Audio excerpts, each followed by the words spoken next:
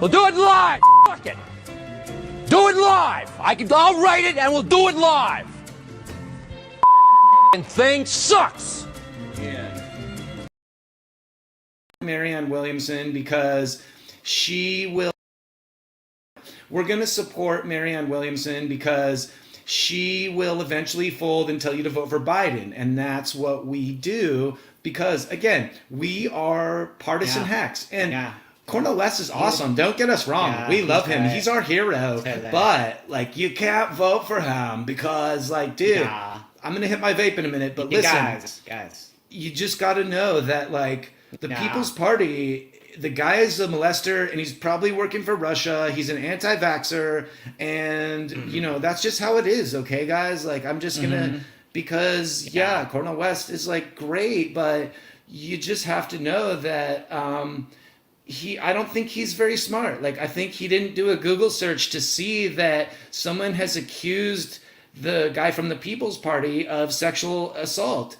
And it's not a situation like with, that guy who opposed Pelosi back in the day where they just dug up someone to accuse him of some sexual stuff. And it's nothing like that. But just, like, know that, like, Joe Biden is a great person, and that's who we're going to push for at the end of the day, because what are you going to do? Like, choose Trump? Like, that's right wing, Russia, anti-vax, sexual assault, whatever you need. We're going to go to the Hamptons and play racquetball now. Have a good one, guys.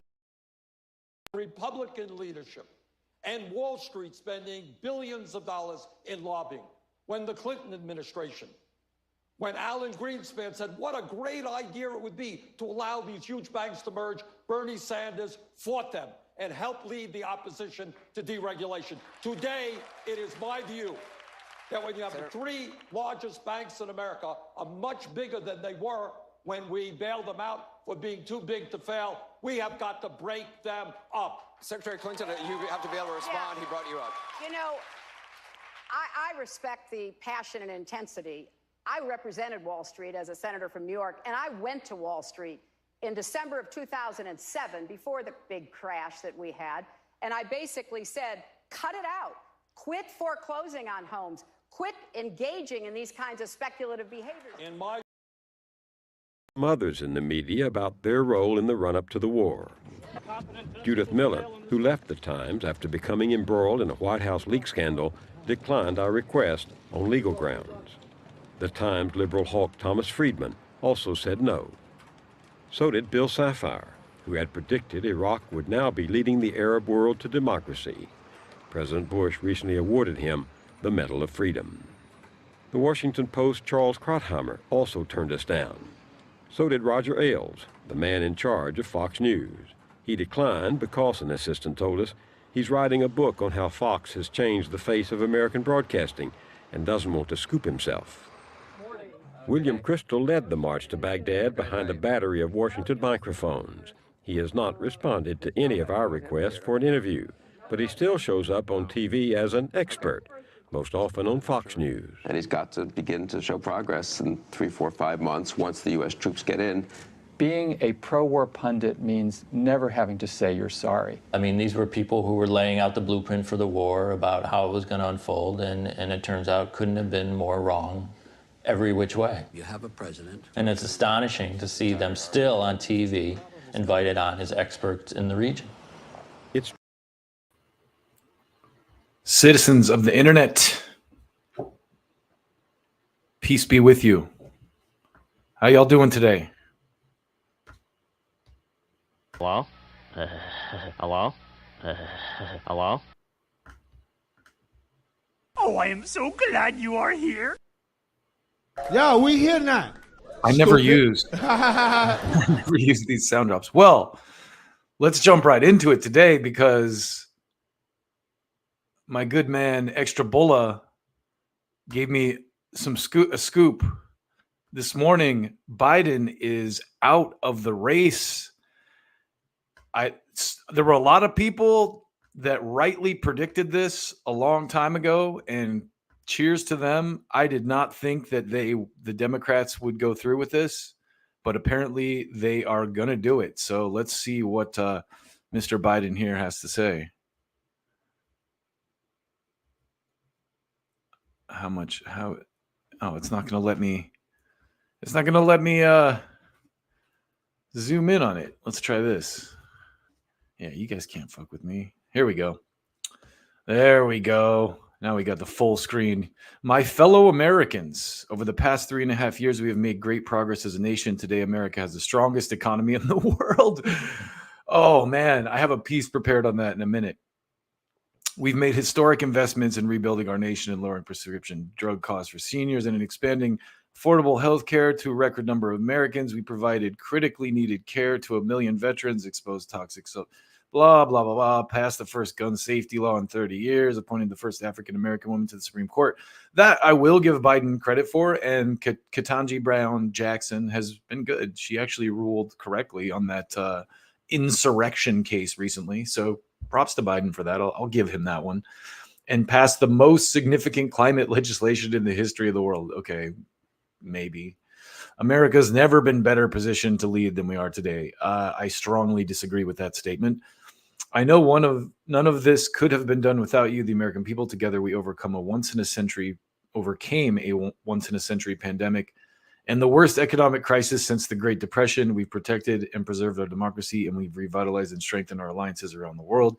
It has been the greatest honor of my life to serve as your president, and while it has been my intention to seek re-election, I believe it is the best interest of my party and the country for me to stand down and to focus solely on fulfilling my duties as president for the remainder of my term. I will speak to the nation later this week in more detail about my decision. For now, let me express my deepest gratitude to all those who have worked so hard to see me reelected. I want to thank Vice President Kamala Harris for being an extraordinary partner in all this work, and let me express my heartfelt appreciation to the American people for the faith and trust you have placed in me. I believe today what I always have, that there is nothing America can't do. When we do it together, we just have to remember we are the United States of America. So big news there. Joe Biden out of the race. And if you're a Bernie person like we are, or we were, let's see what Bola says here. The Democratic Party just sealed their fate. No one will ever take them seriously again. I mean, man, they squashed that entire primary. They pretended like voters overwhelmingly chose Biden as the nominee. And I mean, we called this years ago. This is why I didn't vote for Biden. It's one of the reasons, because he was chosen by the donor class. He was handpicked just like Hillary Clinton was, 4 years or 8 years before. And it's that dynamic that really kind of gave me a little bit more of an understanding of the Trump movement, because it's such a, what's the word? It's such a hated movement. And I can't remember who said this. I think it was Glenn Greenwald, maybe Tucker Carlson. But the thing that is the most scary, I think, to the, permanent Washington types about the Trump movement is that he has a big and legitimate following. Just like Bernie Sanders kind of did. I mean, Bernie Sanders was filling stadiums too, but Trump's is a lot more passionate. And to them, that is scary, So yeah, we saw this. We were just talking about this. Biden now. I just read his letter and everything. So I was just talking about how he was handpicked, just like Hillary Clinton was. These people, they do this every cycle. And it's, again, the reason the Bernie people kind of, the smart ones anyway, held out against Biden in the 2020 election. And I've said this before, when it comes to Trump, the game changer, or the thing that like altered my perception about Trump, was when I was talking to one of my cousins who is working class. He's a guy who works with his hands. He worked in a mine at the time. I'm not sure what he does now. I think he works on machines, or he does something to that effect. But you've heard me tell this story before probably, but I said, look, Trump shits on a golden toilet in a Manhattan penthouse. Like, why do you think he cares about you as a worker? And he goes, he's not a Bush or a Clinton. And that to me was the mental like breakthrough that I needed to understand. And then when you go into the weeds with who Trump is and the things he says, yes, he says a lot of things sarcastically and he says a lot of silly things, but half the time he's joking, and the press really does take a lot of the stuff that Trump says out of context and make it, something it's not. Like the bloodbath thing is the most recent example I can think of, where he's talking about a bloodbath in the automotive market, and they made it sound like he's trying to incite an insurrection. And then, they act surprised when someone takes a shot at the guy. He's really not the threat that he's made out to be. And I'm going to go in. I have some receipts for that too, as I always do. The last couple of weeks, I've ended up showing a lot of Trump footage, but it's kind of like, this is where we are with presidential politics. And you can argue maybe presidential politics don't matter that much. But in the case that we're in, we have these two parties, and I'm not going to pull a Kyle and Crystal and be like, oh, you got to vote for one or the other. No, I think there's real validity in voting Green this year, which is probably what I'll end up doing to help the Green Party grow. Because in a state like California, Biden or the Democrat is going to win. So voting for Trump wouldn't even matter for me. But second, we have to accept that the likely outcome of this is going to be a Trump presidency. So, look, both parties are garbage on a lot of issues, but Trump is a little bit of a wild card on some of this stuff, especially in a second term, because, you know, I just watched Whitney Webb on Jimmy Dore talking about all the ties that Trump and Vance have to, you know, billionaires and deep state politics and all that stuff. You know, maybe we'll never escape that, but internally, if that battle is between, you know, Peter Thiel and Bill Gates, and I got to pick a side, I'm siding with Peter Thiel. You know, he's got Palantir, which is terrible, but he also has Rumble, which is open to free speech. Also, Vance says a lot of things, you know, we'll see. He's young and he's a first-term senator, but he says a lot of things I like. And, you know, I at this point, again, it's kind of like one or the other is going to win. I would definitely prefer the Republicans win this cycle for a lot of reasons, if I'm being honest. And one of those reasons is the Democrats deserve to friggin' lose because of what they do with their primary. So this cycle, they're going to be able to get away with it because they, you know, pretended that they didn't know that Joe Biden was senile, and now they've got him out of the race so they can handpick whoever they want and completely subvert the voters again. And like Bola said here, you know, the Democratic Party sealed their fate. No one will ever take them. I mean, I haven't been taking them seriously for a long time. I hope you're right about that, Bola. Like, I really do. But the way that these cults have kind of spiraled out of control. I mean, look at the Democrats. They're Alex Jones right now on the Trump shooting. They're like, oh, this is totally staged. It's not real. You know, no, people die. Other people were shot. You know, there's literally no, you know, it's the cognitive dissonance is strong with both cults for sure. And, you know, the Trump people have their own version of the extreme brunch liberals too. You know, the religious people that are just whacked out of their minds. So there's that too. But anyway, Biden out. And my first actual piece today was about Biden, but it has kind of like an underlying moral to it. So we don't necessarily have to, it doesn't have to be, it's not, the fact Biden is dropping out doesn't take away any of the, I guess, potency of what I'm going to show you here. So before we found out today that Biden was dropping out of the presidential race, huge news. Who's going to be the nominee? It doesn't sound like they're going to put Kamala through. It sounds like, you know, the rumor on the internet is that it's Hillary Clinton. So it was apropos that I played that clip at the beginning of her talking about going down to Wall Street and telling them to cut it out before the financial crash.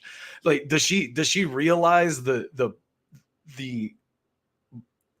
you know, how ridiculous that statement is?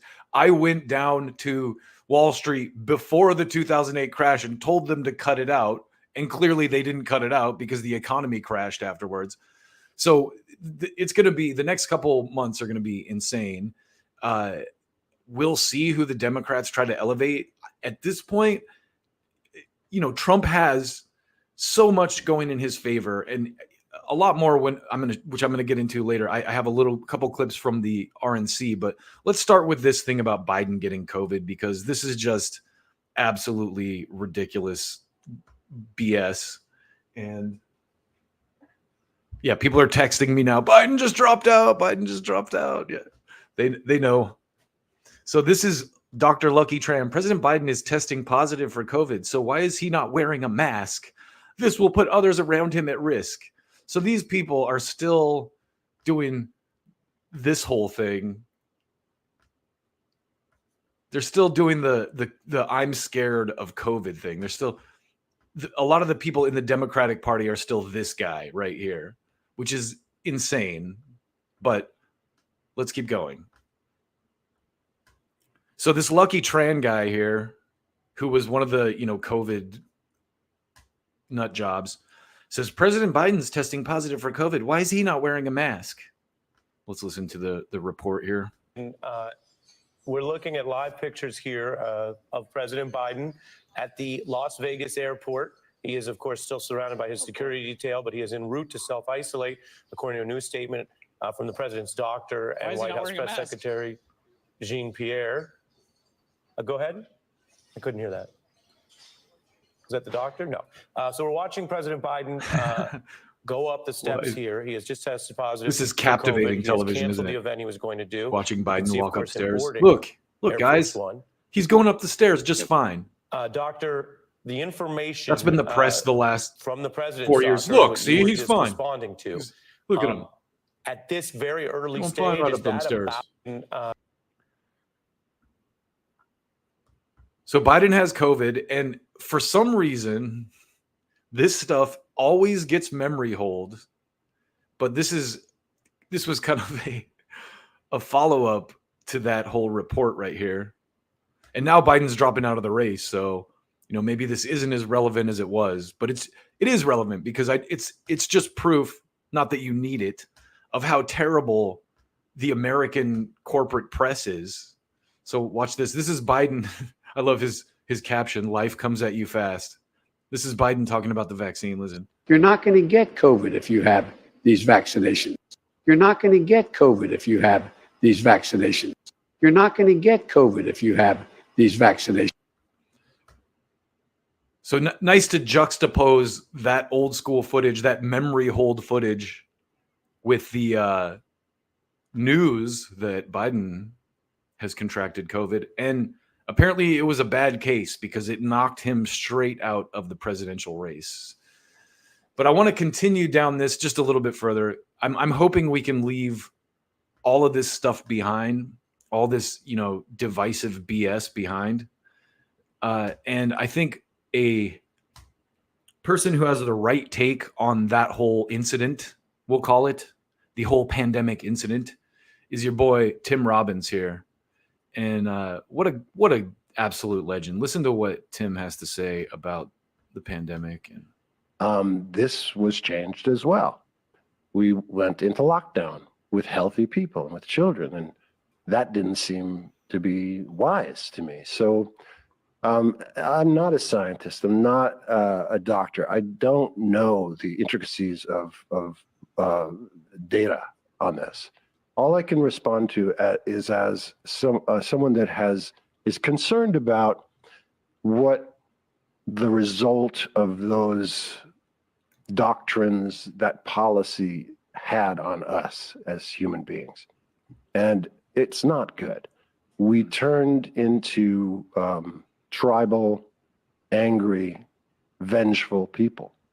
And I don't think that's something that is sustainable for the earth, that we start demonizing people that don't agree with our particular health policies and turn them into monsters, turn them into pariahs, say that they don't deserve a hospital bed. I think about, people that have made bad mistakes in their lives where they take too many drugs and they overdose, and that's totally their choice. That's totally their responsibility. Yet we take care of them. Yet we bring them to the hospital. Yet we save their lives because we're compassionate, because we want to make sure that people live. And this turned. It turned into, you should fucking die because you have not complied. That's incredibly dangerous. Yes, Tim. Yes, it is. And hopefully all of that stuff is behind us. Biden is out of the race. If you're just tuning in, fresh breaking news. We read the letter and that's developing. So coming soon, we're going to know more. But the point that Tim Robbins made there is one that I wanted to stress because, again, I'm someone who considered myself on the left. Still do. I mean, not really still do because of the way that things have evolved. I don't think left and right mean anything anymore. But liberals or, left-minded people were typically the empathetic types, the, my body, my choice, freedom of choice as long as you're not hurting other people types. And the COVID thing, that whole pandemic incident, made liberals into spiteful, angry, hateful people who wish death on people because they didn't comply with their version of, what reality was. And it's just so crazy that science was like turned into a religion where if you don't believe the authorities in the religion, you're a piece of crap, or you're a heretic, basically. It's complete religious BS through the whole thing. So I just wanted to close that piece out on a positive note with your boy Tim Robbins, because what a good man. And hopefully more people these days can come around to that way of thinking, because I mean, a lot of people aren't going to let go of their, worldview during that period. But I think a lot of people are coming around. I'm optimistic. I hear a lot more people, kind of shaking it off and going, you know what, that was kind of weird. Kind of weird is an understatement, right? Moving on, though. This next piece is an interesting one because I live in Los Angeles, and it's about the death of Hollywood, which is something I can speak to from personal experience. I know people who work in production and on movie sets and all that kind of stuff, and a lot of them have had trouble finding work. Couple that with the layoffs.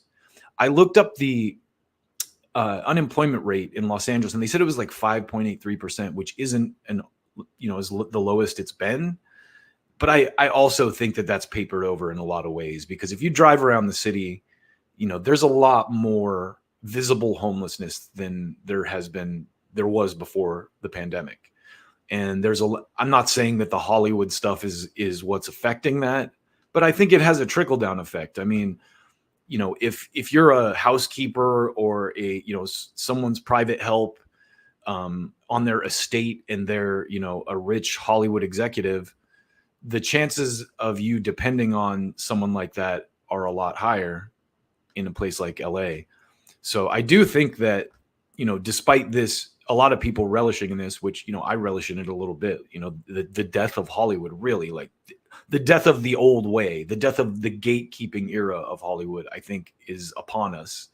And this guy lays out some statistics. I'm not 100% how sure they are legitimate, how legitimate they are, because it's from TikTok, but this is credit to Jake Shields for posting this, and just listen to what this guy has to say. Well, folks, it's pretty bad here in Hollywood, and now we have some numbers to back it up. Film LA has just released their report on location and stage-based production data. Let's take a look at what this means. Production in LA is down, way down. From just last year, feature films are down 3.3%. Versus a 5-year average, as we know things were bad already, it is 23.8% down. Commercials are even worse. Over a 5-year average, 36.1% down. Television is down 45.8%. And whatever other is down 20%. So like industrial films, short films, just everything. Reality TV looks insane. The purple line here is reality. There's COVID.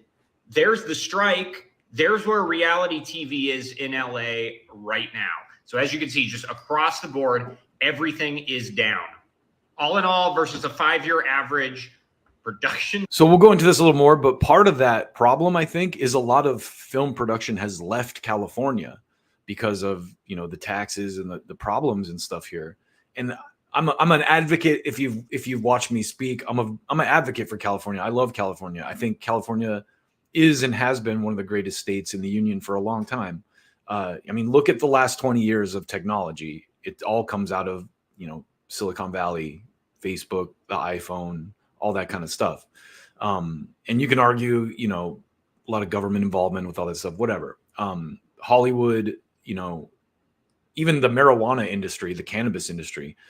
So I hope that California can get back on track, because it's definitely got some problems that need to be fixed. But I think these are problems that are just a microcosm of the rest of the country. These problems are all over the place. But shoot days in Los Angeles, California, the home of the film industry, are down 33.4%.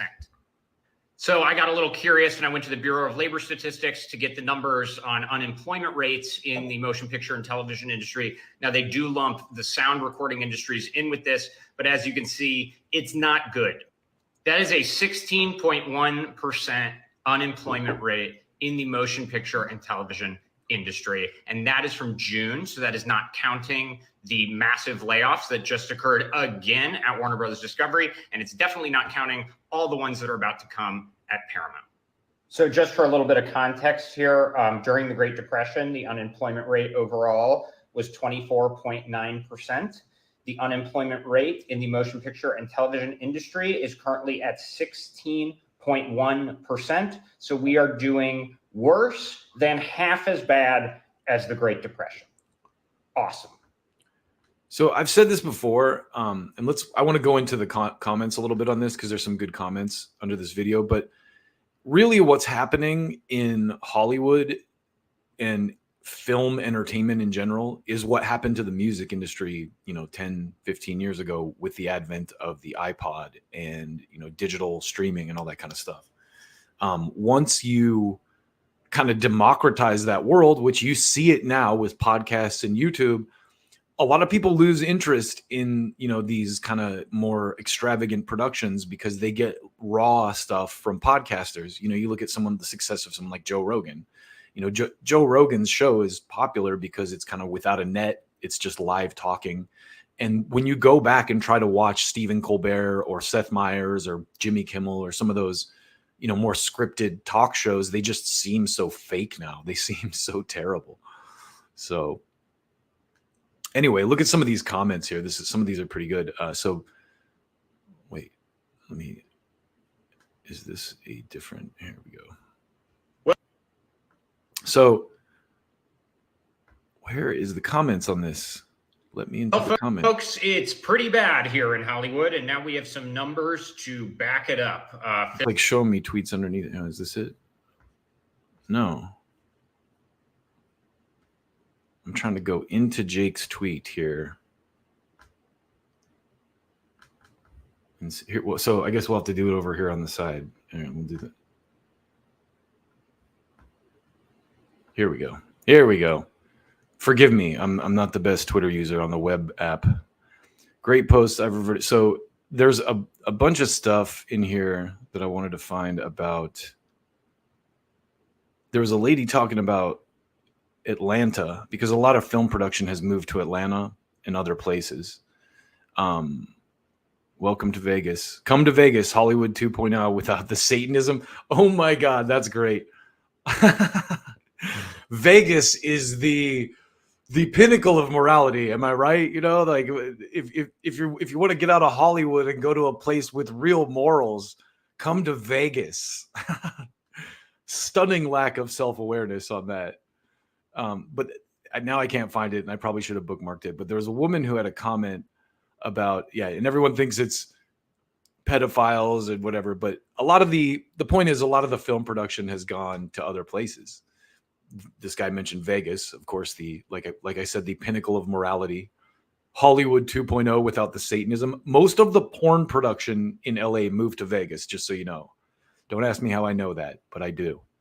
I think it started here with condom laws when they advocated for condom laws for pornography, a lot of the bigger studios. So just to go a little bit deeper on this, I pulled this Deadline article, and it has just a little bit more of the details about what's going on. So we'll read some of this real quick. So the headline here is, so there's breaking news. Joe Biden drops out. We covered that. Rewind if you missed it.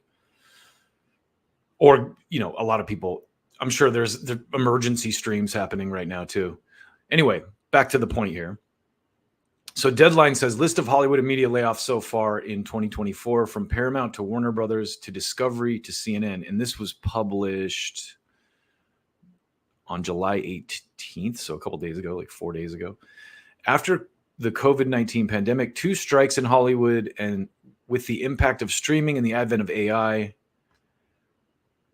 the media landscape has continued to shift and consolidate, as Warner Brothers Discovery CEO David Zaslav predicted as recently as the 2024 Allen & Co. Sun Valley retreat. And if you don't know what that is, that's a retreat in Sun Valley, Idaho, where all the bigwigs get together. They all go out there and, enjoy the country and talk about the future of the industry. Zaslav knows, whereof he speaks with his own company, understanding undergoing successive waves post-merger layoffs over the past 2 years. The most recent coming in May of this year, when the company closed its TV and streaming service News Hub in New Zealand. More than 300 jobs were lost. Paramount likewise targeted a 3% reduction in its global headcount earlier this year, with additional synergies likely if the Skydance deal closes. The Fourth Estate has been hit hard, the Fourth Estate being journalism. Politico's estimate counts over 500 journalists layoffs this year alone. That goes back to what I was saying about podcasts too. Why would you watch CNN or MSNBC when you can watch Glenn Greenwald or Judge Napolitano or Max Blumenthal in the Gray Zone? No one's watching these people anymore because it's clear, the reason that they're in there. It's a gatekeeping world, just like I said earlier with Hollywood. It's gatekept, and only the people who will read from the script are allowed in. And people, the internet is like Pandora's box. I don't know that you can ever close it now. So that largely began in January with the Los Angeles Times cutting more than 20% of its newsroom. Shortly after that, Time underwent layoffs as well, cutting 15% of its newsroom, according to CNN. As the unfortunate trend looks to pick up as the entertainment industry still recovers from an avalanche of compounding factors, Deadline aims to keep track of the changes. They are listed chronologically from newest to oldest below. Fox Entertainment. Fox Media has undergone staff reductions, cutting 30 employees in July. The layoffs involve employees across all three divisions, the first two headed by Michael Thorne Network and Fernando Zhu Studios. The search for a new head of worldwide content sales is ongoing, with Tony Visiliadis leading the... So these guys, this is an industry publication, so the names are important, I guess. Not probably as important to me or my audience. Lifted Entertainment, the ITV Studios owned production company which produces Love Island, had 15 to 20 roles come under scrutiny. The number represents around 10% of their circa 160 staff. Warner Brothers Discovery, the company begun another round of layoffs across production. Business Affairs Finance, this comes a year after a round of layoffs that led to the departure of a number of network executives in its cable business. I got laid off from my corporate job at the end of 2022, so I've been feeling this for a while. And I don't work in entertainment, but as reported by The Wrap, Entertainment Tonight revealed that a round of layoffs would impact news desk on TV and editorial departments. The layoffs will take place September 7th, ahead of season 44. CNN reduced its staff by 100, laying off about 2.9% of its workforce, including media critic Brian Lowry and senior tech writer Samantha Murphy. CNN Worldwide CEO Mark Thompson revealed the strategy of merging linear and digital news gathering with the announcement of cutting 100 staff. Chicken Soup for the Soul. Oh no! Media Matters for America, one of our favorites. They laid Allen Media Group, Byron Allen's Allen Media Group. No, so anyway, you see it. Netflix laid off 15 people. Marvel, 5th season. Paramount. A lot of layoffs in here. Sports Illustrated, YouTube, Pitchfork, NBC. So the world is changing. Are we going to be able to weather the storm here in Hollywood? Time will tell. Time will tell. Moving on. This is kind of a quick amendment to this last story, but it's something that I've been thinking a lot about, and I wanted to just talk a little bit about on this episode of the show.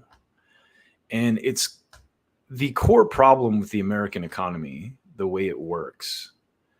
And let me zoom in a little bit and we'll just read this right here. So this is from RCAM logo_dataless, which is a really good account. The reason why America can't reindustrialize is due to the fact that American workers cost the most to employ out of anyone in the entire world. Due to the average rent burden of the American and the amount of money it costs to, for instance, insure an American, house an American, feed an American, and every American comes with a car too. That's included in the sticker price of an American worker. Once you got them, though, you can work them to the bone, keep them living paycheck to paycheck, lots of burnout and turnover that way, but they'll also have tons of legal recourse and means of suing you, et cetera, et cetera. It's an antagonistic relationship with lots of middle managers trying to tax their own superfluous existence into reality. Sorry, I stumbled on that, but that's a key line right there. It's an antagonistic relationship with lots of middle managers trying to tax their own superfluous existence into reality. That is exactly why I was laid off from my job. I won't go into the details, but pretty much. Ask any employer, from a small business owner to a Chinese factory owner. Go ahead, watch American Factory, a documentary in which a Chinese company tries to reopen manufacturing plant in Ohio and marvels at how impossible it is to maintain a profitable manufacturing plant in America. This is just a manifestation of welfare state corporatism. This is the system working. It was created to deindustrialize, not to industrialize. And he's responding to this tweet. India can start creating high-end chip, but the US can't reshore its already advanced manufacturing. So I think this guy is nailing it on every level. And the one thing about the Trump-Vance ticket is it looks like they're at least pandering to this demographic. Now, whether or not they'll do anything of note for this is questionable, of course. But it's a chance that I'm willing to take by not voting for Democrats, right? I mean, if this election could actually end up being a huge win for the Bernie left, the actual base of what used to be the Democratic Party, because two things could happen. One, we could teach the Democrats a lesson by allowing them to lose. And two, we could also get Jill Stein and the Green Party to a point where they're a valid ballot choice and they have, federal funding as a party. But let's keep going a little bit into the comments here, because this guy goes a lot deeper. Why do you think there's such a demand for illegal workers? Now, we've talked about this before. And Jimmy had Professor Richard Wolff, and Jimmy's had a lot of good conversations about this, but Jimmy Dore. But one of the things they talked about is how the reason that corporations like immigrant labor is because they can't organize and create a union. And if they do try to organize, they can just go, oh, you're being deported. You're here illegally. So it's a much easier employee base to control. But let me finish this guy's thought here. Why do you think there's such a demand for illegal workers? You get to bypass all the regulations that increase the cost of employing people.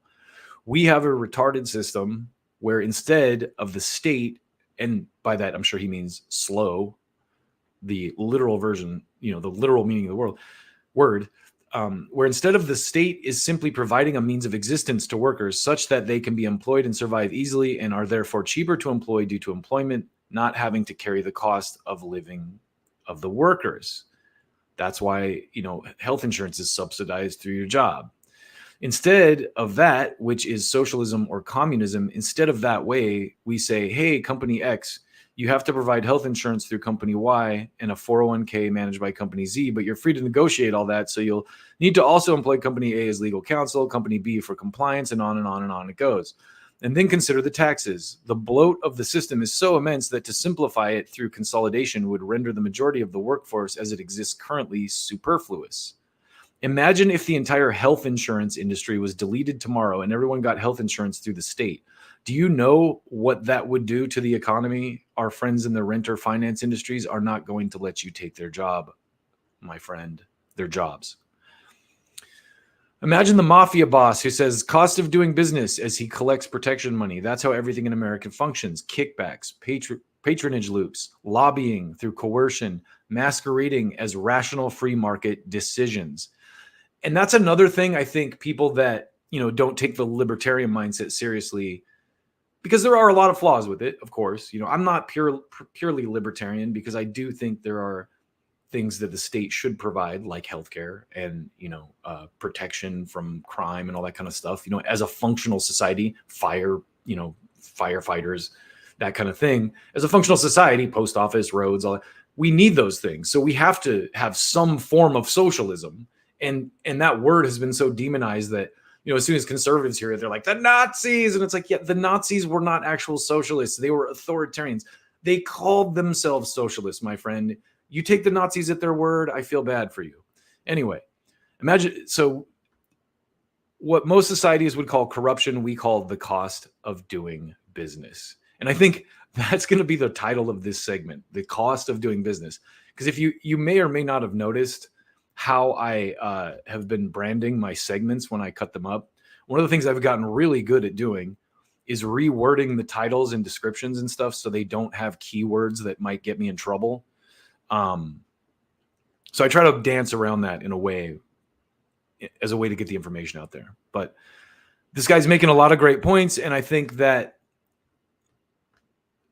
this is a problem that I don't know if it's fixable or not.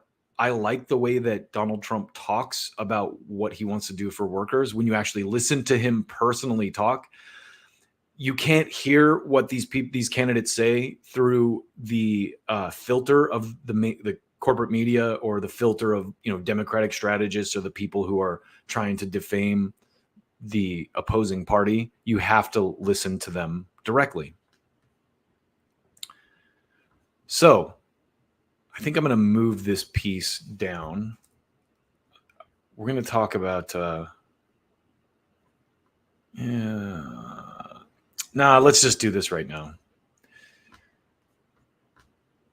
I opened with that bit about the Iraq war for a reason, and I think I'm just going to show it again real quick.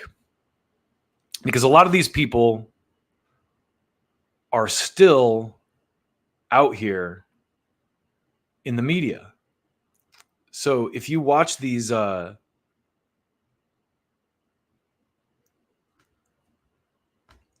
this is a clip about people who sold the Iraq war from Bill Moyers. Let me start with some others in the media about their role in the run-up to the war. Judith Miller, who left the Times after becoming embroiled in a White House leak scandal, declined our request on legal grounds. The Times liberal hawk Thomas Friedman also said no. So did Bill Safire, who had predicted Iraq would now be leading the Arab world to democracy. President Bush recently awarded him the Medal of Freedom. The Washington Post's Charles Krauthammer also turned us down. So did Roger Ailes, the man in charge of Fox News. He declined because, an assistant told us, he's writing a book on how Fox has changed the face of American broadcasting and doesn't want to scoop himself. William Crystal led the march to Baghdad behind a battery of Washington microphones. He has not responded to any of our requests for an interview, but he still shows up on TV as an expert, most often on Fox News. So this, I want to pause right here because this is from several years ago, probably 10 or 15 years ago, easily, maybe even 20. This was done right after the Iraq war, but William Crystal, he says, is on Fox News right there, right? Well, I want to show you what Crystal was doing as recent as 2023, because he was not on Fox News. You dropped something on social media this morning that got our attention and made us think, and I'll quote from it. Mask refusers appeal to liberty, but even staunch libertarians know that checking the spread of disease is a legitimate government function. The hostility to masks isn't libertarian, it's nihilistic. Nihilism has come to characterize a significant part of today's conservatism. Bill, nihilism really leaves nothing standing because nothing matters. Life is meaningless. And the question for a guy like you... So Bill Crystal here has reinvented himself as an anti-Trumper on MSNBC. With your history in modern America, how did the party of shining cities on hills embrace nihilism, what we're seeing right now? Yeah, I mean, I wrote that treatise. I was so struck by some of the coverage which said Republican governors are loosening up. They're abandoning all the restrictions on businesses, restaurants, and also the ban on mask wearing. Listen to that. Let's go back to this. Got to begin to show progress in 3-4. Expert, most often on Fox News. And he's got to begin to go back a little bit here. Request for an interview. William Crystal. Here he is post-Iraq war. Behind a battery of Washington microphones. He has not led the march to Baghdad behind a battery. Carlson assistant told us he's writing a book on how Fox has changed the face of American broadcasting and doesn't want to scoop himself. William Crystal led the march to Baghdad behind a battery of Washington microphones. He has not responded to any of our requests for an interview, but he still shows up on TV as an expert, most often on Fox News. And he's got to... And now... Think about it for a minute. I mean, opening up the restaurants, opening up schools, there are arguments for doing so. I think many states have done so too quickly. So the reason I'm showing you this is one of these people who caped heavily for the Iraq war was a guy named Max Boot. And just to show you real quick the nature of Max Boot, who I call Maximum Bootlicker. Whenever I see a tweet about Max Boot, I always respond, Max Boot, a lot of people don't know this, but Max Boot is actually short for Maximum Bootlicker. And you're going to see why. So here we go. Max Boot is sorry for backing the GOP in Iraq war. The Iraq war in the limits of American power. No need to repent for, as you go further down here, you find out more. One of the central arguments that I and other supporters of the Iraq invasion made was that regime change could trigger a broader democratic blah, blah, blah. So here's Max Boot kind of apologizing for supporting the Iraq war. And then let's fast forward to today. Here's Max Boot supporting another war. And so, it's obviously, and look, all these people, all these neocons have been reformed as anti-Trump Republicans, you'll notice. So Max Boot is one of those guys who, spent his career in recent days calling anyone who has questions about the, skirmish in Eastern Europe a Russian asset. And what's great about this right now, if you've seen the news, Max Boot was recently found, his wife was found to be a spy for the Korean government. And so I'm going to just show you a little bit of this clip of Glenn Greenwald talking about it.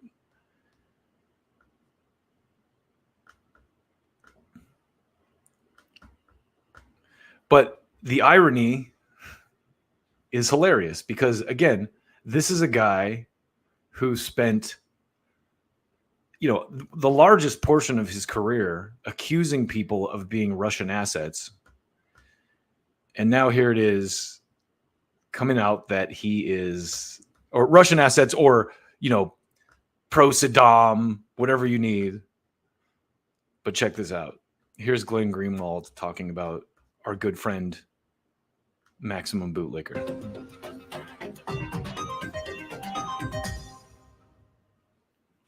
Max Boot is one of the worst people in the Washington media and has been for many, many years. He's like David Frum or Bill Kristol or people of that kind, just an absolute fanatical, sociopathic, bloodthirsty neocon who has cheered every single war that the United States has not only fought, but proposed to fight. I love you, Glenn. He constantly is holding himself as a powerful, strong figure, talking about strength all the time. He's never gotten anywhere near combat or fighting in combat. He loves to send Americans and their families and other people's kids and people and their families in other countries to go fight and die in the wars that he then runs to a column and speaks in this Churchillian way about the glory of the conflict so that he can feel righteous and powerful to compensate for his internal weakness. Just one of those kind of neocons, very, very standard. But what he also is somebody, like most neocons, who the minute you question their wars and say, wait a minute, why are we going to this war? Why should we go to war in this country? Will accuse you of being an agent of that foreign country. It's not that you disagree about whether the U.S. should fight the war. It's that you must be a sympathizer of Osama bin Laden or Saddam Hussein or Muammar Gaddafi or Bashar al-Assad or Vladimir Putin. And the reason why Max Boot went from being a hardcore Republican in the Bush years to now being a overt Democrat and a hater of Donald Trump is because he spent so many years insisting and writing that he had no question that Donald Trump was a secret agent, a spy or agent of the Russian government, even being paid or blackmailed to do it. Obviously, there was no evidence for that. Robert Mueller, after 18 months, barely alluded to that theory, let alone affirmed it. So, but that's his tactic. He's called me a Russian agent before, or working for the Russian government, Tucker Carlson, many other people. That's what he does all the time. As it turns out, he does know someone very well who was an actual secret agent and spy for a foreign government. It's his wife, who just got indicted by the U.S. Justice Department in a very detailed affidavit for secretly working as an agent of the South Korean government, helping South Korean spies infiltrate the United States government, and using her access to U.S. media to disseminate South Korean propaganda for pay that she never disclosed. Here from the New York Times on Monday, quote, the U.S. accuses a former CIA analyst of working for South Korea. Obviously, Matt Boot's wife is a former CIA analyst. Quote, Sumi Terry, a North Korea expert. You just called him Matt Boot. No, Glenn. This is our good friend Maximum Bootlicker. With the Council on Foreign Affairs, was charged with acting as an agent for Seoul after leaving the intelligence agency. Sumi Terry, a prominent voice on American foreign policy, had a refined palate, a love for top-shelf sushi, and a... Just want to take a quick break to say... Isn't it ironic? Don't you think? Taste for designer labels. She likes coats by Christian Dior, handbags by Bottega Veneta and Louis Vuitton, and Michelin-starred restaurants. And according to federal prosecutors in Manhattan, she accepted such luxury goods and other gifts in exchange for serving the South Korean government in Seoul. Ms. Terry, a former CIA analyst and a senior fellow for Korea Studies at the Council on Foreign Relations, is accused in a 31-page indictment, remember, by the Biden Justice Department, released Tuesday, of a years-long effort to assist South Korean spies. The indictment says she even introduced the spies to congressional staff members, and an action that she described as, quote, bringing the wolf in. She was bringing the wolf into the most sensitive areas of the U.S. government, and she married Max Boot, who has a lot of access in Washington. Quote, in Ms. Terry's case, prosecutors said she began operating as a foreign agent in 2013, 5 years after leaving the CIA. She was first contacted by an intelligence officer posting as a diplomat for the Korean mission to the UN in New York City, the indictment said. In return for her work over the next decade, Ms. Terry received handbags, clothing, and at least $37,000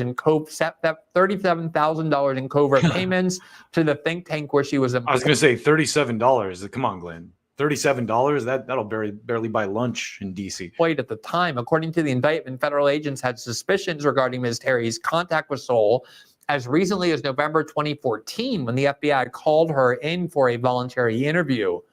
Over the ensuing years, agents would track Ms. Terry to numerous restaurants and luxury stores in Washington, providing photos of her dining with her handlers and standing next to them at cash registers as they bought her expensive goods. Several were included in court papers Tuesday.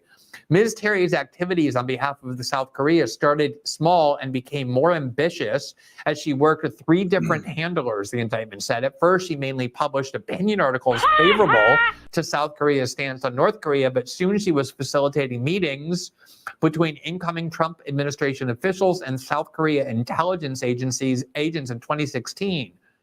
By 2018, Ms. Terry was hosting meetings at a think tank at the request of her South Korean handlers, giving them access to U.S. national security officials, the indictment said. This is so ironic, isn't it? That Max Boot... Oh, you know what that means. Isn't it ironic?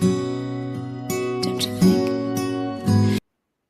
Has spent 20 years intensively and incessantly accusing people of being secret agents, undisclosed secret agents for foreign governments when they disagree with them, and all along, the woman next to whom he was sleeping and to whom he's married was herself actually what he accused everybody else of being. And it's not just that it's his wife. It's somebody who he helped get into the Washington Post, where he's a columnist, someone with whom he co-wrote Washington Post articles and co-wrote Washington Post articles not only about the government she was serving and getting payments from criminally, according to the DOJ, but he co-wrote articles with her that did nothing but push the propaganda of the South Korean government, including in articles that the indictment explicitly cited as ones where she called up her handlers and said, I need to get instructions on what we're supposed to say in this article. Quick side note, Max Boot, when he was reached for comment, had this to say. Don't tase me, bro! Don't tase me! I didn't do anything! Ow! Ow! Ow! Ow! Just a... One of those is this article in the Washington Post. It's co-bylined by Max Boot and Sumi Terry. And the headline is, "The nascent trilateral relationship is the best possible answer to China," referring to a alliance between the United States, Japan, and South Korea, bolstering this alliance that obviously is in South Korea's interest. Cooperation grows regarding economic security. So you get the idea. Basically, Max Boot, Iraq War stan, is a complete and total hypocrite who's been working with a foreign government through his wife to spread propaganda. Now, do you think that Maximum Bootlicker is going to be taken seriously anymore in the press? My guess is there will be zero consequences. This will get swept under the rug like everything does, and he will be out there caping for, whatever war they're pushing next. And right now he's doing it for you know who. Keith Olbermann, what do you have to say? Well, I'd like to get your take on this. Now, I'll confess that I have licked Joe Biden's dick all the way through since 1975. All right. Thanks, Keith. Moving on.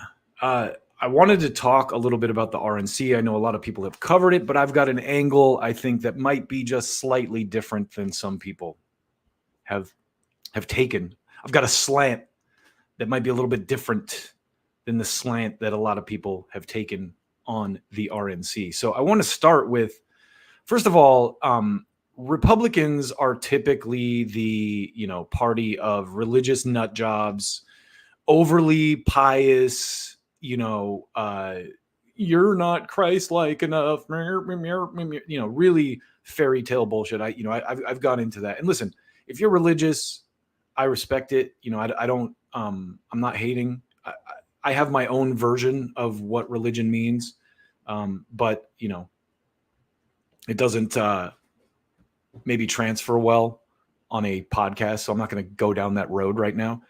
But what I wanted to talk about first and foremost is the appearance of Amber Rose at the Republican National Convention, because that signifies a big change. And I don't think a lot of people are talking about it. Obviously the Republicans are the tent of the religious right, but now they're welcoming people like Amber Rose, who did the slut walk, into their party. And this is a huge development. This is new. And it's, I'm sure it's because of Trump, but look at, this is Mario Nawfal's tweet. Amber Rose, these are my people. Model rapper Amber Rose. I didn't know she was a rapper. I realize Donald Trump and his supporters don't care if you're black, white, gay, or straight. It's all love. That's when it hit me. These are my people. This is where I belong. So let's watch a little bit of what she had to say here. I thought I had a longer version of this. Actually, hold on a second. Let me switch this out. I think I got a better version of this to show you, because we're going to go into the details. There was a little bit of backlash from those religious nut jobs I was just talking about to this appearance. So let's see that instead. So famed religious right and what is a woman commentator, Matt Walsh, had this to say about Amber Rose appearing at the RNC. The RNC gives a primetime speaking slot to a pro-abortion feminist and self-proclaimed slut with a face tattoo whose only claim to fame is having sex with rappers. Truly an embarrassment. Not a single voter will be mobilized by this person. Oh, Matt, I disagree. I strongly disagree. But let's listen to what she had to say, because let's listen with the evil slut. My entire family is racially diverse, and I believe the left-wing propaganda that Donald Trump was a racist. My father said, "No, he's not, Amber. What are you talking about?" And when I insisted, he said, "Prove it." That's right there. It sounds corny and stupid, especially because she said left-wing propaganda, because it ain't left-wing propaganda. It's propaganda, though. And I don't, Trump has said things that are racially charged, but when you know who he is and you see the stuff he says in context, it's not as biting as they make it out to be. Prove my father wrong. I did my research and looked into all things Donald Trump. People have to do their research. I watched all the rallies And I started meeting so many of you, his red hat wearing supporters.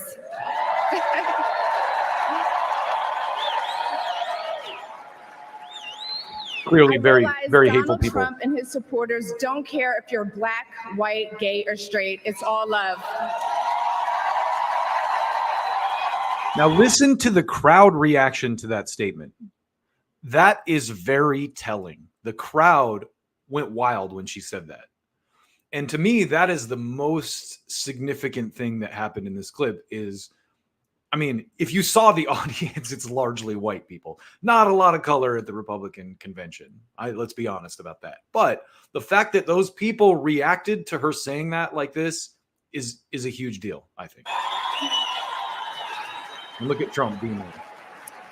Because he has reshaped this party in his image now. Yeah, he says a lot of stupid, bombastic shit that, you know, to rile the base up.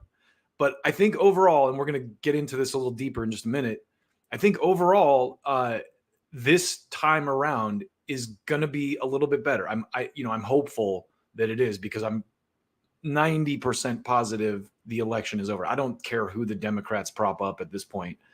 Trump can go out and make the case that they had a fake primary and just plop someone in. And that's when it hit me. These are my people. This is where I belong.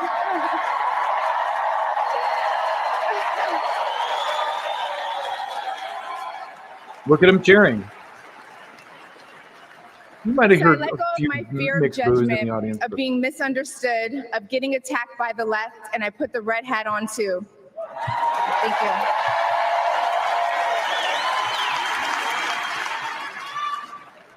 Love you too. I never felt more free and more love for my country than I do now. I want to thank my father, who's in the audience tonight, for opening my eyes. He served over 20 years in the U.S. military. Thank you for your service, Dad. Yeah. I love you, Dad. I love you. I love you so much. Thank you. When I met the president and Melania for the first time, he was kind and generous and funny as hell. Very funny. The First Lady was gracious and smart with a smile that will brighten up any room. If you're watching this tonight, you know our country is in trouble. Just like me. When you go to the store and buy food for your family, you're shocked. When you fill up your gas tank, you're pissed. I think that stuff like this resonates. I think Matt Walsh is dead wrong. I know I am.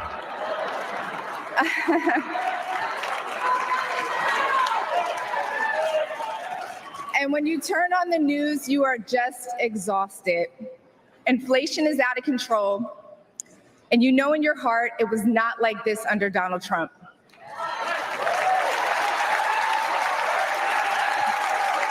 Now, I can only speak for myself here, but I did pretty well during the Trump years, I have to admit. My message to you tonight comes from a humble place. The left told me to hate Trump, and even worse, to hate the other side, the people who support him. When you cut through the lies, you realize the truth. American families were better when Donald Trump was president.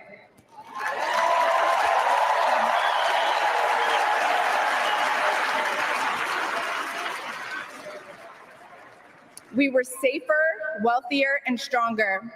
A vote for Donald Trump is a vote to put money back in our pockets and good food on our kids' plates. Yes. Or, as Trump would say, it's a vote to make America great again. Thank you so much. Thank you.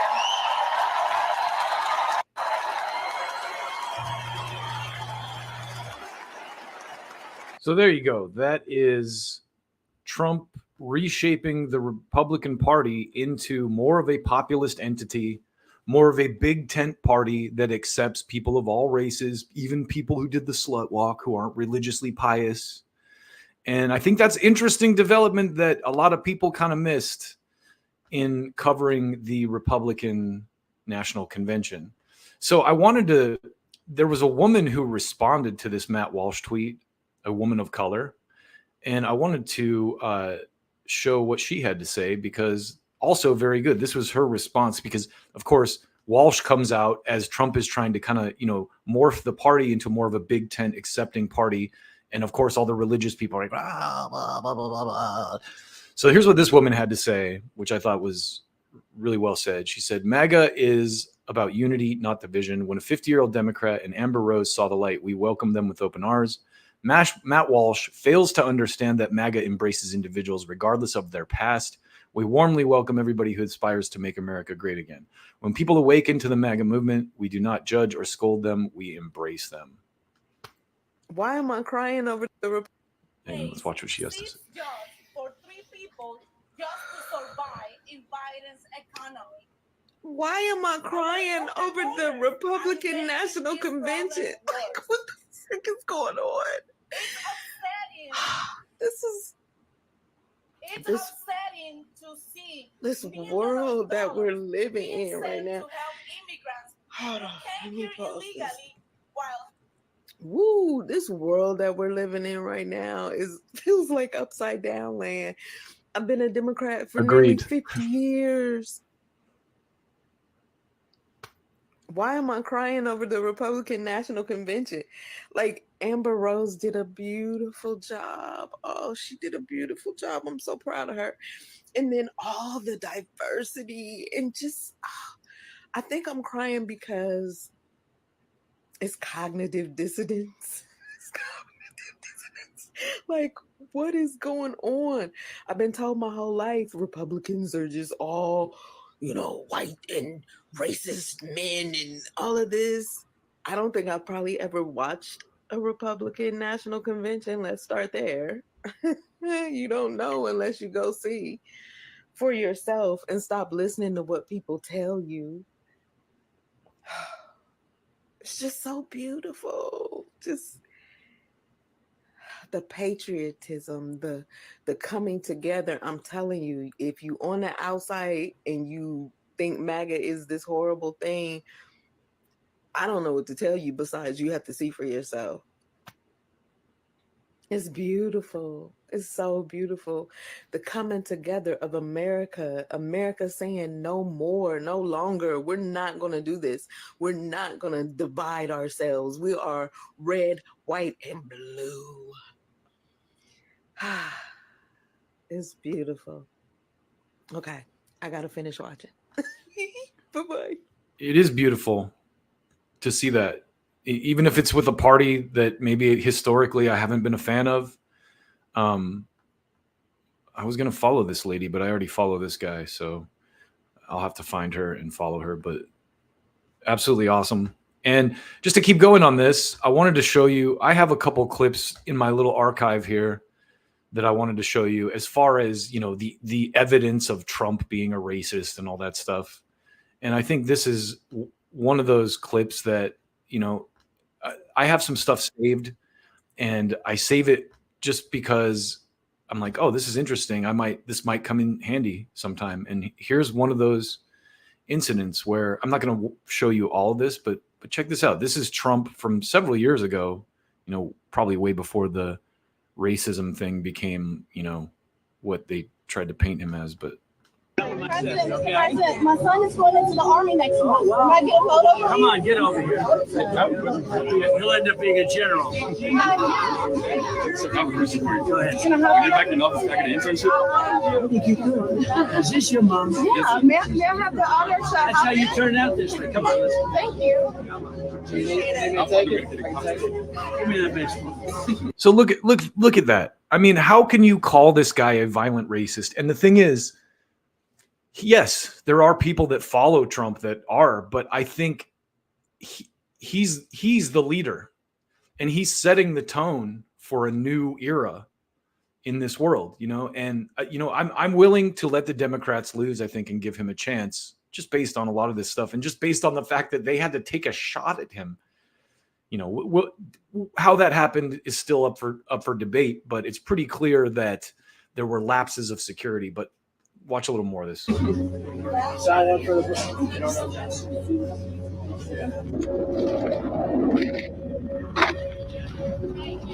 This is him walking up. Yeah, it's great. I'm sure this was when he was president.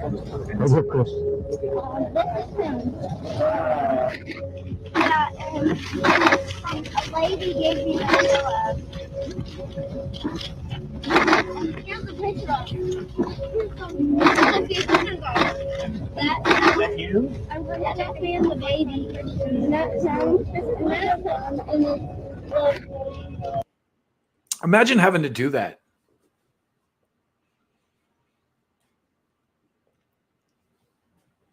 Escort a child who lost his dad. I'm getting all choked up now. Good looking guy. Good dad. Great dad, right?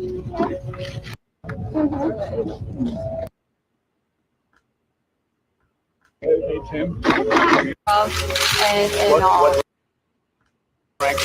He was a staff sergeant and all, not a general, not anything like that, just a staff sergeant, a platoon sergeant. You take care of yourself. So much. Okay. So when you see that kind of stuff, you realize that most of what we know about Trump, we see through the lens of other people. And it's messed up. But to keep going on this topic, this is a video of Trump talking. So this is the other thing that people forget. Because he was on Apprentice, there's all this video of Trump. There's a lot of archive footage. So I want you to see. You may have seen this footage, but I think this is another classic Trump moment because he's so anti-gay. As everyone knows, he's such an anti-gay person. Here's him on Apprentice talking about one of the You know that Clay was gay? Yes, I did. When we first. Did everybody know this? Yeah, Yes. sure. Okay. Because I didn't know in the beginning.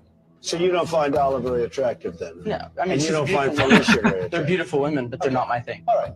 That's why they have menus in restaurants, you know? I like steak. Somebody else likes spaghetti. That's why they have menus in restaurants. It's a great world. It's a great world. So there you go. I think that it's really cool, the developments in this, that, you know, the Democrats have long been able to claim that they're the party of diversity and you know, inclusion. And I think that the new era of the Trump campaign is really kind of a little bit more focused on that and just making it clear that, hey, what the media is saying about us isn't true. We do want to bring everyone in, even if with diverse views and different ideas. And they say that a lot. And that's not something I hear much out of the Democrats, if at all. So moving on, to keep going on the RNC thing, I just wanted to cover a little bit of Tucker Carlson's speech because he made some, I thought of all the speeches, and I didn't see all of them, obviously, but he had one of the better speeches. I think Trump's speech at the RNC was terrible. I can't even believe it. You know, the first part of it was okay, I guess, where he talked about the shooting and stuff, but just his tone at the end was like playing the Republican hits. Immigrants are bad and blah, blah, blah, blah, blah. It was, I thought he had such an opportunity to give so much more of like a broad-minded, you know, showcase what they did with Amber Rose, showcase, like he didn't really talk much about that. I think he touched on it a little bit, but it was a long rambling speech and it just was not good. But Tucker had a really good speech, and I'm not going to play the whole thing, but there's a couple little jokes he made that I thought were pretty funny. So let's watch a little bit of this. This is wild. What are you doing? What do you know? There's a black Well, guy. There's a little more color there than I thought.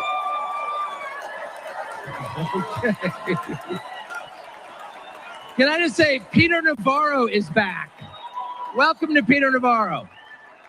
Suffering the fate that has happened to so many who are friends with Donald Trump. Thank you for having me. I have So I do have to say, it's funny because Tucker starts with this thing. Let me let him say it, and then I have been to many comment on conventions. it. I have never been to a more fun convention or a convention with better vibes. They literally let Navarro out of prison. First of all, thank you. This feels a lot different from what I thought it was going to feel like. I can't hear you, but I know it's something good. So I watched the video of what happened in Butler, Pennsylvania about 50 times. I think I was one of about 8 billion people around the world who watched it. And the more I watched it, the more it struck me that everything was different after that moment. Everything. And this convention is different. The nation is different. The world is different. Donald Trump is different. When he stood up after being shot in the face, bloodied, and put his hand up, I thought at that moment, that was a transformation. This was no longer a man. Even Mark Zuckerberg had to come out and say that was pretty badass. So that says a lot. Well, I think it was divine intervention, but the effect that it had on Donald Trump, he was no longer just a political party's nominee or a former president or a future president. This was the leader of a nation. And I think there's a difference. So we're gonna go into some details on the Butler incident later in a Rumble exclusive near the end here. So stay tuned for that. I've spent most of my life in Washington, where the president is at the top of the pyramid. Everyone wants to be the president. But if you think about it, the presidency comes with great power, obviously. But if you think about it, that is a title that is bestowed by a process of some sort that can be subverted. And these are the jokes that I want to play, because I'm only going to play the first couple minutes of this. in the end, it does not confer by itself, as no title does, legitimacy. Just because you call yourself the president doesn't mean that much inherently. I can call my dog the CEO of Hewlett Packard. It doesn't mean she is. That's a veiled jab at Joe Biden, who, by the way, is out of the race as of this morning. No, it's true. And you hate to say it, but it is also true, is a fact, that you could take, I don't know, a mannequin, a dead person, and make him president. You could. I'm just saying theoretically possible. Theoretically. With enough cheating, that could happen. But being a leader. What he just said right there to me is the biggest piece of what's going on in the campaign right now, that the Democrats were actually able to sell people, like he said, a mannequin kind of, and now they were stuck. Now they're kind of not, but that whole thing is just crazy. And the fact that they were able to do that and get away with it is funny too. Anyway, let's watch a little more of this. Leader is very different. It's not a title. It's organic. You can't name someone a leader. A leader is the bravest man. That's who the leader is. That is true in all human organizations. This is a law of nature. And in that moment, Donald Trump, months before the presidential election, became the leader of this nation. That was the most obvious to me. And I have to say, I think it changed him. Of course it did. So there was a lot of ado made about the Hulk Hogan speech, and I would argue, look, it was kind of idiocracy level stuff, but by the same token, look at what the Democrats do. I mean, Jack Black, they have Jack Black. They have all kinds of clowns and court jesters at their rallies too, So the Hulk Hogan thing, to me, I think it was kind of funny too. It was like a tongue-in-cheek thing. When you watch the tone of the convention, they definitely were a little bit more playful than I've ever seen the Republicans, largely thanks probably to Trump reshaping the party in his image a little bit more. So I also think, just to close this out, that it's great, in fact, that Tucker Carlson was featured so prominently at this convention, because if you've listened to Tucker recently, he's on the right track. And the fact that he's going to have the ear of this administration. And if you remember, when Trump was president last time, Tucker was one of the few people who was critical of him and things he did. Tucker advocated him not to go to war with Iran. So I think a lot of this is stuff that people kind of missed amid the, the circus of it all. But a lot of good things, I think, in this world, and it's something to watch. So moving on, I would like to cover some stuff from this Trump rally that happened recently. And one of the things, just to kind of continue on what Tucker was just saying, that's interesting about this is, despite being shot at, Trump is still out there doing rallies. That is very brave on a stage. And I believe this one was indoors probably, but he's back on the road doing it, after being shot at and almost losing his life. So you got to respect that to some extent. But he did this rally, and there's a couple different parts of it that I wanted to focus on real quick, just to kind of put a caboose on that last segment about the RNC. In this first piece, I want to show you, he talks about how he has reshaped the Republican Party to be the party of the working class. And just like I said before, you have to listen to Trump directly to really hear what he's saying, because when you listen to him through the filter of other people, it's always distorted. But listen to what he says right here. I thought this was incredibly relevant. So who would you like to most run against if you're us, if we want to win? Ready? Kamala Harris, crooked Joe Biden. All right. I don't think we have to go too much further. Well, you have a terrible governor here who did a terrible job. Whitman. I'd like to run against her, actually. I'd like to run against her. So she's one of the 20 that I mentioned. She's the one that gave her. So this is actually more pertinent now that Biden has officially dropped out, because he's talking about who they're going to replace Biden with. And I went a little early on her husband, full right, title, and interest, everything, but nobody else could do anything but her husband. Her husband was sailing in the middle of your lake, your beautiful lake. He's out there sailing, and everybody else had to be locked up, right? Her husband. No, but things like that are mentioned during a campaign, little things like that. No, she's done a terrible job, but I'd be very happy with her. At this very moment, Democrat Party bosses are frantically trying to overthrow the results of their own party's primaries to dump crooked Joe Biden from the ballot. Couldn't happen to a nicer guy. And they just succeeded, didn't they? And as you're seeing, the Democrat Party is not the party of democracy. They're really the enemies of democracy. The parties of corrupt insiders like Whitmer, special interests, and the failed. As we saw, the Republican Party is also the party of insiders. There's plenty of backroom deals going on at that convention. So let's not act like we're the good, clean alternative to all the corruption here. Political class, that's what they are. Under our leadership, the Republican Party is now the party of the people. We're the party of hardworking Americans of every race, religion, color, and creed. Did you hear that? Every race, religion, color, and creed. We become a very big party. We become, right, fellas?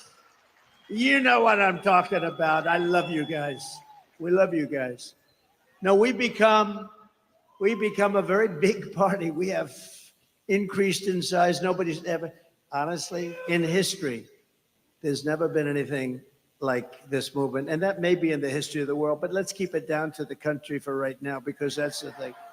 But there's never been anything like MAGA. When Biden says, we have to stop MAGA, we will stop MAGA. I said, he doesn't know what MAGA stands for. It stands for Make America Great Again. How can you be against that? How can you be against that? How can you? And you know, the other side's going around trying to make me sound extreme, like I'm an extremist. Listen to this. This is where he talks about the establishment Republicans. I'm a person with great common sense. I'm not an extremist at all. Like some on the right, severe right, came up with this Project 25, and I don't even know. I mean, some of them I know who they are, but they're very, very conservative, just like you have. They're sort of the opposite of the radical left, okay? You have the radical left and you have the radical right. Now listen to that. That is, so again, it's, you don't hear Trump say this kind of stuff in the press. You have to go direct to the source.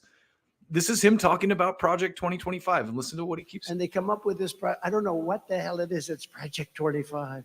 He's involved in Project, and then they read some of the things and they are extreme. I mean, they're seriously extreme, but I don't know anything about it. I don't want to know anything about it. But what they do is misinformation and disinformation, and they keep saying, he's a threat to democracy. I'm saying, what the hell did I do for democracy? Last week, I took a bullet for democracy. What did I do against democracy? And now he has this argument. That's a tough argument to beat. Crazy.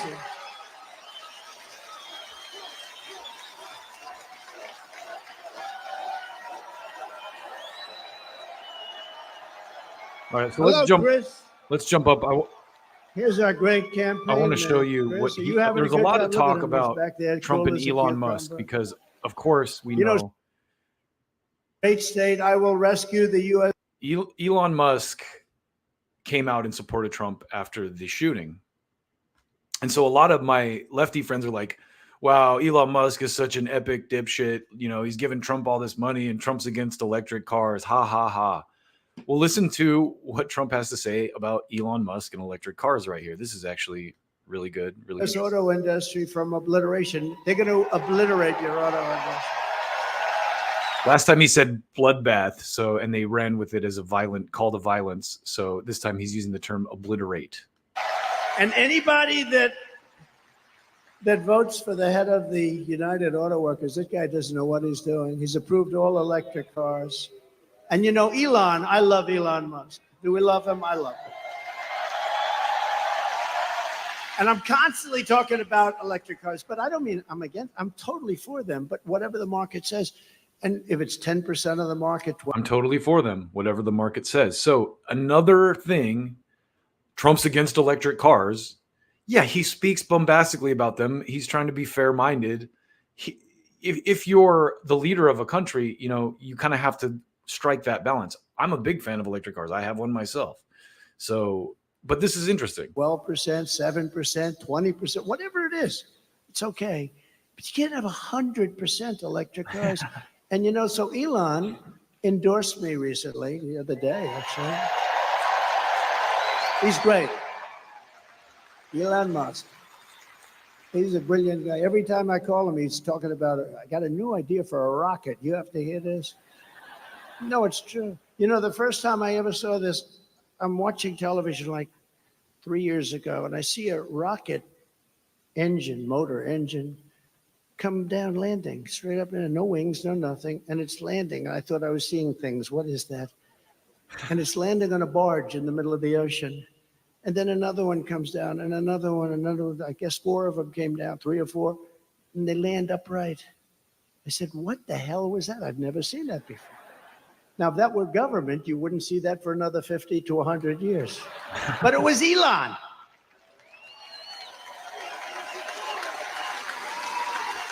Now, think of that. And I called him, and I've always had a good relationship with him, but I called him and I said, what was that?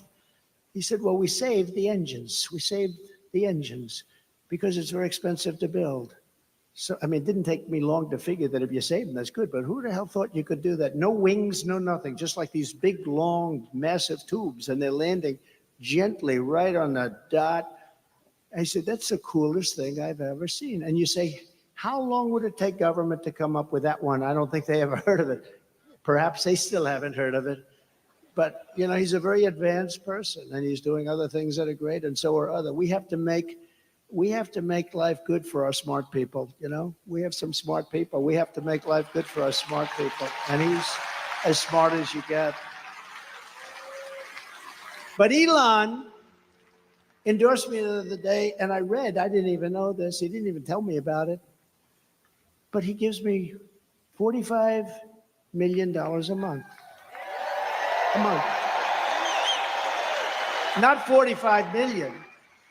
Gives me 45 million a month. So he's got to talk kindly about Elon. Hey, at least he's transparent about that. 45 million a month? Oh my God. If you don't think that's buying influence, I don't know what is. And I talked to him just a little while ago to say I was coming here. How you doing? And he didn't even mention it. He didn't mention. I mean, other guys, they give you $2 and you got to take them to lunch. You got to wine them, dine them. No, he's a great guy. He really is. But, you know, he's never mentioned to me, why are you hitting the electric cars? Because he understands I'm not hitting it. I think it's incredible. I've had them. I've driven them. They're incredible. But they're not for everybody. Some people have to drive long distances. True. And they tend to be more expensive. And, you know, they'll probably be made in China because China has all of that material. Oh, there's the guy that I stood up here. Is you the same guy? The same. I just want muscles? to. This is the last thing I'll show you, but this is just another example of Trump being, you know, why people like him. He recognizes this guy and brings him up on stage. Are you the same guy? Yes. No kidding. It's pretty good memory, right? Unlike somebody else that I happen to be running against. You wouldn't. Come on up here. Get up here. I got to get this guy. This guy was little veiled joke against Biden. Central casting. Look at him. Look. Oh, I think he was standing on a box. That was the only thing I said. You got. Come on up here. Don't hurt yourself. Can you get him up? I like this guy. He's a serious union guy. A United Auto Workers. You look at him get over there. It's okay. He does not carry guns. He's not. Trump is bringing this guy on stage during a rally after he was just shot at. I'm glad to see you. I'm glad to see you. I'm glad to see this guy. I told you we're going to get 85 million of us out there to vote for him. So let's go home from this rally and do our part.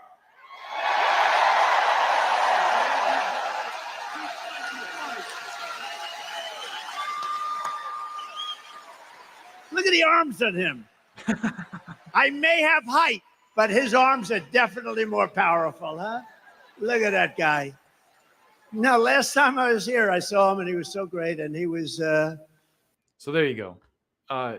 You watch these rallies first person and you kind of see, you know, Trump is not quite the devil that they make him out to be.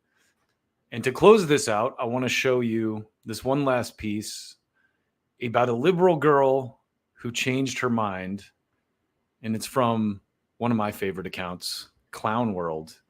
But in this case, Clown World has nice things to say about liberals. What do you know?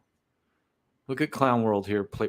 This is inspiring. Huge respect to this girl for her bold courage. So let's watch. 9 years ago, this was me. I was 17 years old and I was protesting Donald Trump at a rally. I'm making this video so hopefully you can realize that it's okay to admit that you were wrong. A lot of us fell victim to the media's lies and a lot of us hate. Sounds like Amber Rose, huh? To Donald Trump. You could see that I had a very articulate message and logic and reasoning behind my hatred for the man. No, Trump bad. I encourage all of you to watch the pinned video on this account, Tim Pool's interview with Donald Trump, where he talks about how he wants to bring peace to the world. I know I want peace. I've shown that video several times on this stream and I post it on Twitter regularly. I'm sure that you want peace. I know back then I wanted peace, but I was hoodwinked, tricked, lied to, and deceived by the media. Don't be afraid to let go of your ego and admit that you were wrong. Our country depends on it. Last night, we all saw a strong man stand up after being pew-pewed in the face. Don't be a coward. We cannot grow as a country if everyone is scared to say what they're thinking. And make sure you're actually thinking. Here, I was not thinking. I was believing. You cannot think and believe at the same time. Very well spoken from a person who came around. And I think that's happening a little more these days.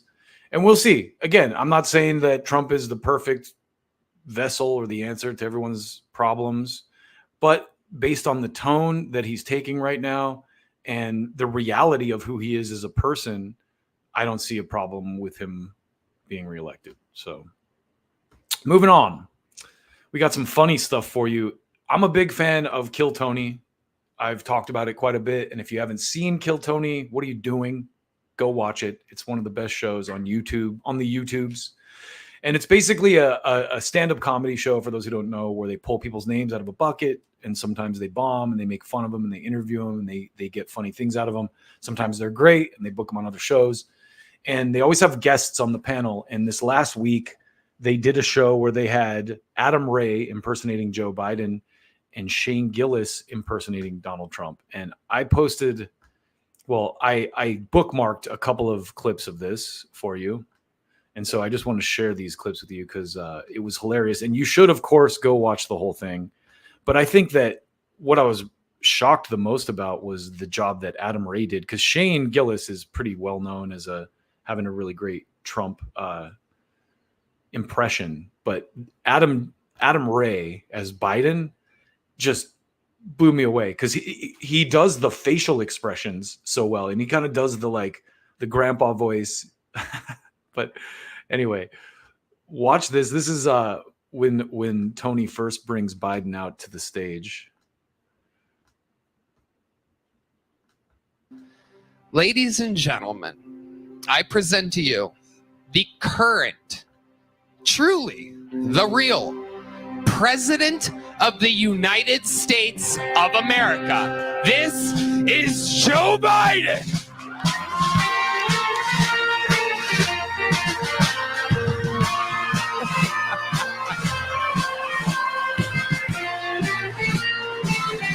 That smile. You can do better than that. Make some goddamn noise for your president.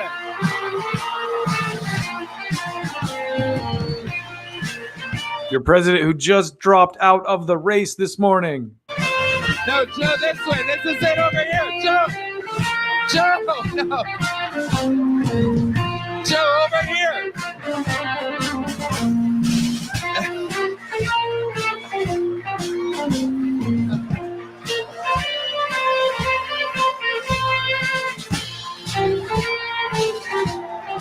Wow.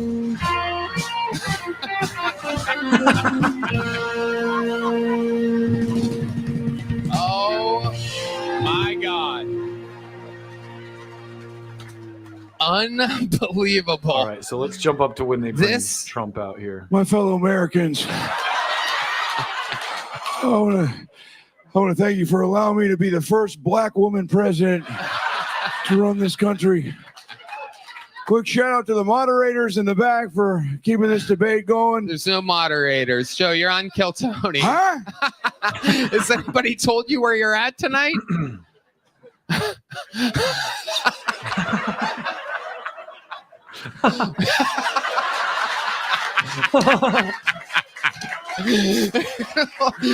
remembers that he should be smiling. Brian Redband, everybody.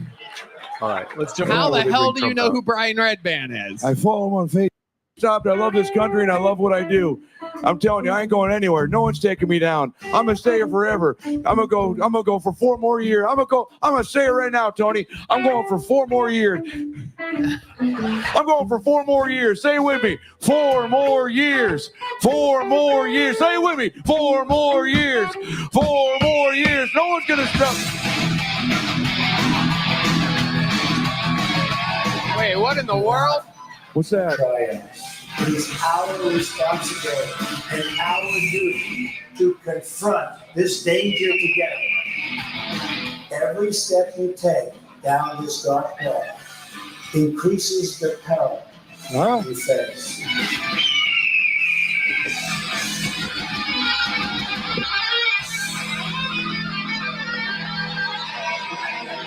What in the world is going on here? Wait a second. Oh my God.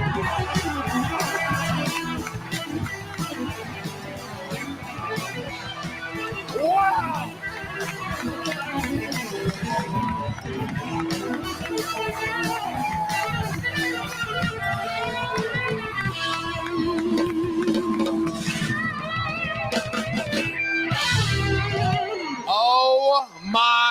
God.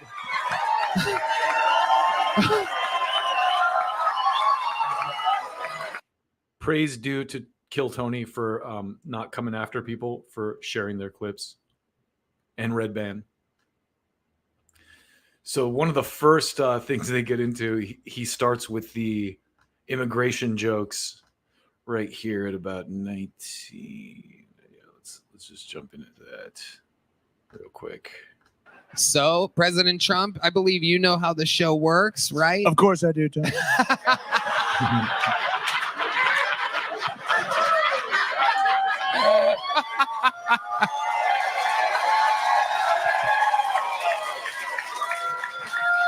What a great crowd. What an amazing crowd this is. A lot of beautiful women here, great women. A lot of beautiful women, a lot of great guys, too. A lot of great Americans. So it's going to be President Joe Biden and President Donald Trump for the remainder of the show, it appears. We have an entire lineup and bucket to get through. This is one of those moments we will never forget. Oh, there's the lovely Heidi, everybody. Oh, hey.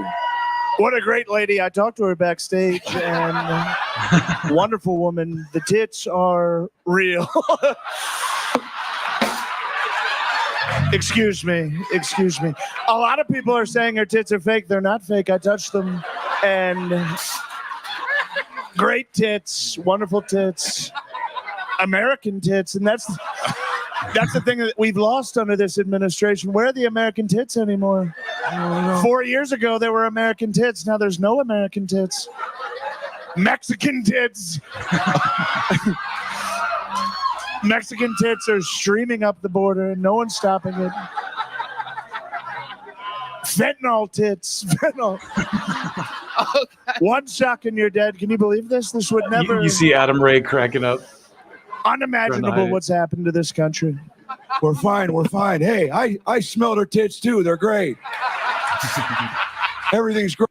So the first comedian comes out, and they do, he does his little segment, which isn't very funny. So I'm going to jump up to what they say about him when he finishes. Listen to this. He died. Who? You said, where's your dad right now? He died. From what? No, he's alive. He's good. He's in the city in New York. He's in New York City? Yeah, he's in New York. Okay. Yeah. What a wonderful city that is. Great city. Now homeless. This guy's dad. Ruining New York.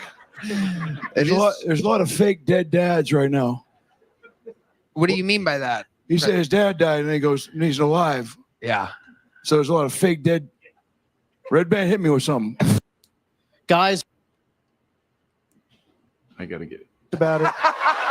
I would. Okay, listen to this. Out the rotisserie chicken, you bitch. Fuck. No, I mean, this guy was. There's like a better purple thing to fuck. You can fuck like Grimace or something. Okay, Tony. I think it was okay according to you. It was not. It was.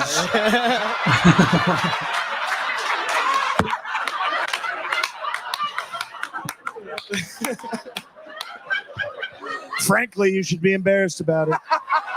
I would. Not good. Not good. Yeah, this is the first thing we agree on. That was dog shit. So they're making fun of this guy's set. So then he talks about how he's a bug collector. Here, you go work outside. You go work. We got upstairs jobs, retard, downstairs jobs. Y'all got dental? Sure. Hell yeah. All right. What's your love life like, Matt Sturm? It's pretty non-existent. Last hookup you had, where was that? How long ago was that? Fucking Connecticut. Wow. It was like 5 months ago or something. Yeah, it was a long time ago, yeah. How? So you got pussy 5 months ago? You could say that. For a guy who collects bugs, frankly, that's not bad, honestly.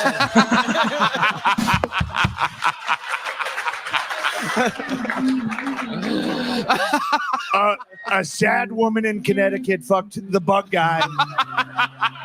And now she's watching this right now. She's at home going, I fucked that guy and he collects bugs in a jar.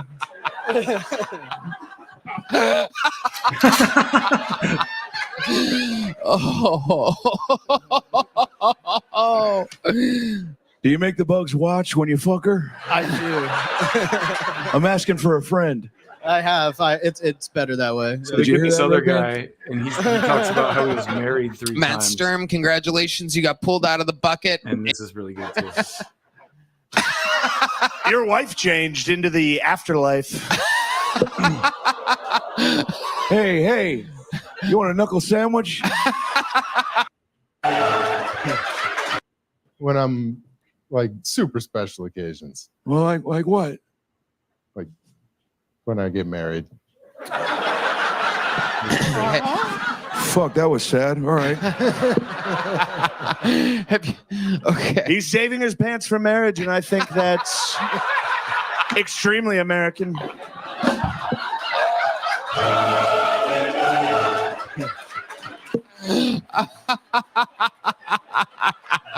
Who are you saluting, Mr. Biden? You just saluted the whole audience. Okay. Bruce, you say that you're saving these pants for marriage. Do you have a girlfriend? I got married again. Oh, you did. You got married again. So you've been married twice? 3. 3 times you got married. Honestly, that's not that bad. How many times was Trump married? Yeah, coming from a guy who likes to watch women change. Wait, what? Who doesn't want to watch women I change? saw it on the internet. Sorry. I love to watch them change. Who doesn't? Your wife changed into the afterlife. Okay. That was a little low. And so the last clip I got here is this one guy is talking about his mom and dad, and Tony asks Trump and Biden to play his mom and dad, and hilarity ensues. So check this out. I keep jumping into the wrong spots, but hopefully this time we get it. That was racist. Yeah, this is it. You would know. Cannon, very fun. What else do you I don't know like if you caught to do that, when but you're Joe Biden said that was racist, and the kid goes, "You would know." And someone belly laughed in the audience, but not a lot of people caught not it. working at the golf course? You're not doing comedy. Play a little golf, play basketball, play video games, just hang out with my friends. Hang out with my girlfriend either way. Your parents still together? No. Okay. How long have they been separated for? Almost 10 years, probably. So that affected you deeply when you were about 11 years old. Something like that. Not really too bad. How did they break the news to you that they were separated? They just called us out to the back porch one by one and let us know. The back porch. It was a nice moment. It wasn't nothing. Here, I'll too be bad. your dad. Donna, you be his mom. Let's recreate it. Get out here, little man. Come here. We got something to Me tell and you. your piece of shit father have something to say. Yeah, you're not doing it. Remember, what did I tell you as a young boy? You got to do it. They broke up. They broke up because of you. It turns out. Cannon. Oh, it was all my fault. What did I not do? I don't know. You're always golfing. If you're gay, just tell us. It's fine. We've known you're gay. You are gay. We know you're gay. We saw the way you look at Jonathan Taylor Thomas. You being gay has shattered this family, frankly. Broke us apart. We can't eat dinner in the house anymore. Your father and I are disgusted because you are gay. Why can't you meet some nice girl that hawk tours all over your cock? She's obviously voting for me. That is What a patriot. That is very true. There is no doubt about that. So you were gay and your parents split up. Then what? Then what happened, Cannon? And then I lived the rest 10 years of my life. That's all. Just being gay. Just being super gay. What's the gayest thing you ever did, Cannon? Good question, Tony. So anyway, You can tell us. we'll stop there. That's hilarious. Go watch the whole thing. Adam Ray and Shane Gillis do fantastic job as Trump and Biden, and it's very well done. So I'm going to take a quick break with that and come back with a Rumble exclusive about the Butler incident. If you got time, come on over and hang out. If you don't, I'll see you next time. But let me just throw up this the link for you too. I know I've got it somewhere. Somewhere here. It's been a while since I have used the old banners. So, but this is my Rumble address. So I'm gonna like I said, I'm gonna take a quick break. Come over there, and we're gonna talk a little bit more about the Butler incident at the Trump rally. And if I don't see you then, I may not be live next week. But thank you for tuning in. Like and subscribe, all that stuff. I don't say it much, but please do that. And we will be right back on Rumble. Come see me at Rumble, rumble.com/POLYTICKS. We'll see you in just a minute. 3.